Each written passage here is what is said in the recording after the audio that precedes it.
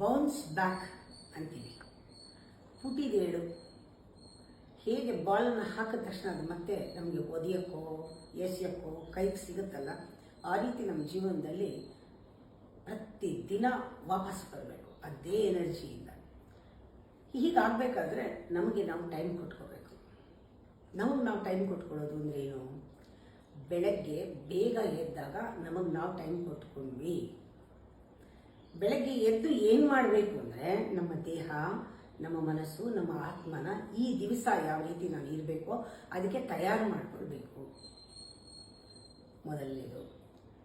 ಎರಡನೇದು, ಈ ದಿವಸ ನನ್ನ ಇನ್ನರ್ ಎನ್ವೈರ್ನಮೆಂಟ್, ನನ್ನ ಒಳಗಡೆ ವಾತಾವರಣ ಸ್ಟಿಲ್ನೆಸ್ ಬರೋ ಹಾಗೆ ನಾನು ಏನು ಮಾಡಬೇಕು? ಧ್ಯಾನನಾದರೂ ಮಾಡಿ, ಪ್ರಾಣಾಯಾಮ ಮಾಡಿ, ಯೋಗ ಮಾಡಿ, ಏನು ಮಾಡ್ತೀರೋ ಅದಕ್ಕೋಸ್ಕರ ಅಂದರೆ ನಿಮ್ಮ ಒಳಗಡೆ ಸ್ಟಿಲ್ನೆಸ್ ಇರಬೇಕು.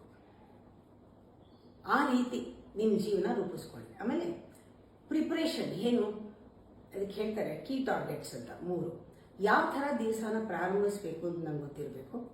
ಯಾವ ಥರ ಎಂಡ್ ಮಾಡಬೇಕು, ಆ target, ending target, starting closing target, ಇವತ್ತಿನ ದಿನ ಯಾವ ರೀತಿ ಮುಗಿಬೇಕು, ಮಧ್ಯದಲ್ಲಿ ನಿನ್ನೆ ಮೊನ್ನೆ ಏನೋ ಅರ್ಧಂಬರ್ಧ ಮಾಡಿಬಿಟ್ಟಿರೋದೆಲ್ಲ ಮೇಂಟೆನೆನ್ಸ್, 3 ಕೀ ರೆಡಿ ಮಾಡ್ಕೋಬೇಕು, ಒಂದು ಕಡೆ ಬರ್ಕೋಬೇಕು, ಅದಕ್ಕೆ ಸರಿಯಾಗಿ ಹೋಗಬೇಕು, ಯಾವುದು ಪೋಸ್ಟ್ಪೋನ್ ಮಾಡಲ್ಲ ಅವಾಗ ನಾವು.